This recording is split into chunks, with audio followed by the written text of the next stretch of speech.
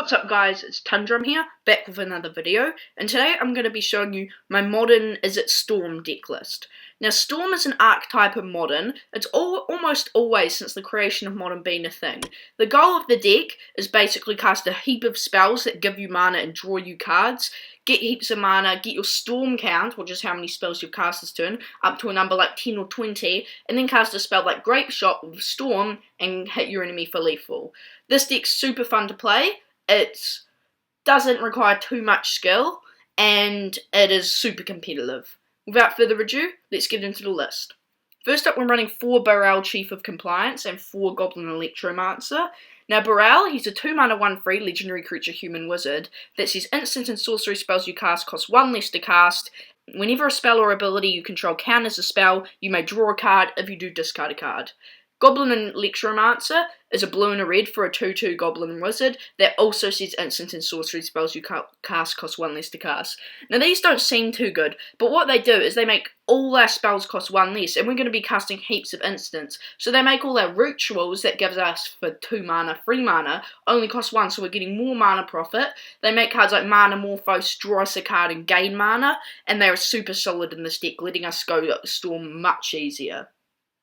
They both need to be included. Goblin Electromancer definitely 4 copies, but Repeal you can maybe go down to 3 though. Next up we have Sleight of Hand and Serum Visions. They're both super good cards, we're running 4 of each. Serum Visions is 1 mana, draw a card, scry 2, and Sleight of Hand is a 1 mana sorcery that looks at the top 2 cards of your library, put one into your hand and the other on the bottom. These are both really good as they replace themselves plus have another useful effect, and they also help up our Storm count for a mere 1 mana. They help us search for cards that help us gain mana and our Storm cards, so they are super solid. You need to include lots of cantrips in Storm decks, so you can dig for your Storm cards and dig for your mana rampers. Next up we're running 4 Ops and a lone Lightning Bolt. Now Opt is super solid. It's a 1 blue for an instant that says scry 1, draw a card. Another really good cantrip that helps make our deck work. And then Lightning Bolt, we're only running 1 of them. Most Storm decks don't run it, but I think it's worth the include, because for 1 mana you get to increase your Storm count and hit the enemy for free. And because most of our Storm things essentially deal 1 damage for each spell we've cast, things like Grapeshot, 2 mana Storm, deal 1 damage to target creature or player for each spell cast this turn. Lightning Bolt is really good because it hits them for free, so it essentially counts as 4 spells when you're playing something with Grapeshot, making it way easier for us to storm off on less spells, and it can also deal with major threats. Coming up next, we have 4 Pyretic Ritual and 4 Desperate Ritual. Now these are both some of the cards that really make the deck work. They're both 2 mana and they add 3 red. So they gain us a mana, but if we have something like a Repeal, they gain us 2 mana, plus they increase our Storm count, and Desperate Ritual also has this upside that says if you have 2 of them, because it's our only arcane in our deck, you cast 1 and then you use the splice effect on the other one, so you've essentially just only used 1 card, and then you've gained either 2, or if you have a Repeal or Electromancer, 4 mana. Super solid cards. They really help us storm off by giving us heaps of mana and increasing our Storm count. Next up we're running 2 Repeal and 4 Mana Morphos. Mana Morphos is one of the most essential cards in this deck. It's a 2 mana instant that says add 2 mana of any combination and colours to your mana pool. If we've got too much red from our rituals, this can help convert them into blue mana and fix our mana, and it increases the Storm count. And if we have a Repeal or a Electromancer, it gets us mana, plus the most important thing is it replaces itself. This card is insane in Storm. Then we also have 2 copies of Repeal. Repeal is really good because it's 2 mana, counter target spell. If it's countered, it goes back to its owner's hand, and you get to draw a card. This might not seem that good, but the fact that it's 2 mana and it draws us a card is insane, because most turns when we're going off for our Storm, that's the only time the enemy's really going to be able to interact with us. Then they try to do something, then we play the Repeal, and because they're not going to get their next turn if we go off this turn, it doesn't matter that it goes back to their hand. It essentially just says 2 mana, counter a spell, draw a card. This is super viable as it replaces itself and can deal with any annoying things threatening us. Next up we have our 2 win conditions, Empty the Warrens and Grapeshot. Empty the Warrens is a 4 mana sorcery that says put 2 1/1 red goblin creature tokens onto the battlefield. But it has Storm, What Storm reads is, like I've explained before, when you cast the spell, copy it for each spell cast before it this turn.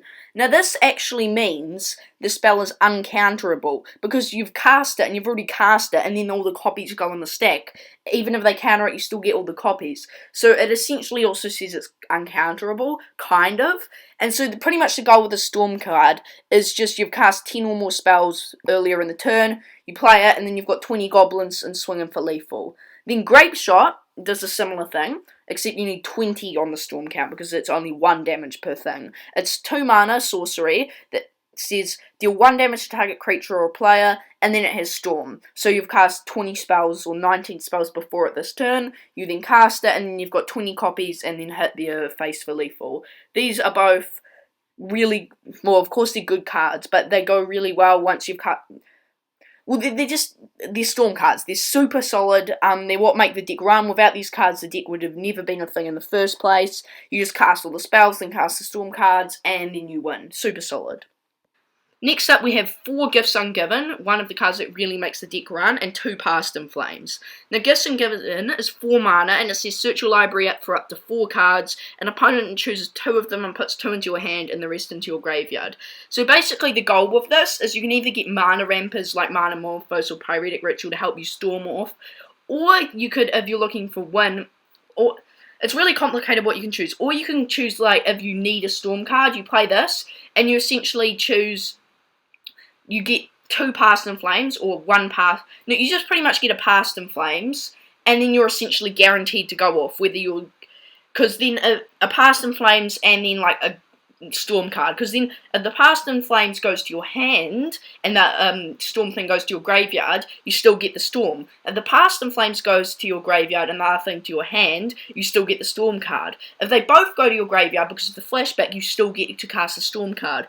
And this is super solid. Just give some gives and can search us up for anything, help us get the combo cards we need, really help increase the Storm count. And like I said, Past in Flames is insane. It lets us cast our whole graveyard back again. So if we have like Pyretic Rituals and the Rituals and Mana Morphos, we then just get heaps of mana. We pay 4 or 3 mana depending. Then we get to cast all our stuff back, gain all our mana back up, draw a heap of cards from our cantrips. It's just this is the. Whenever we cast one of these, we're probably going to combo off that turn and win the game. They're both super solid cards, need to be running them.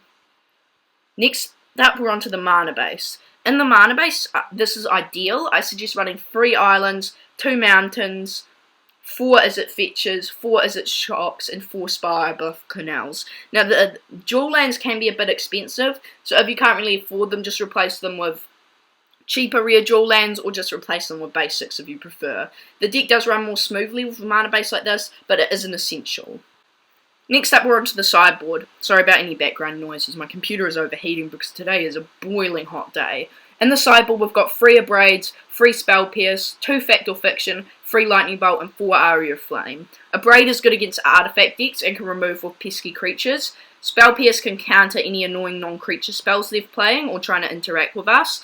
More Lightning Bolt for more creature-based decks, and like I said, Lightning Bolt is a viable include.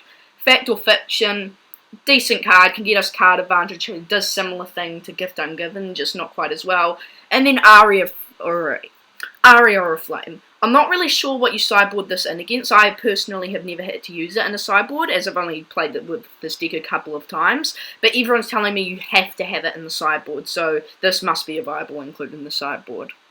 And yeah guys, that completes my video. Hope you enjoyed. If you want to see more from me, make sure to leave a like and subscribe. And yeah, peace out.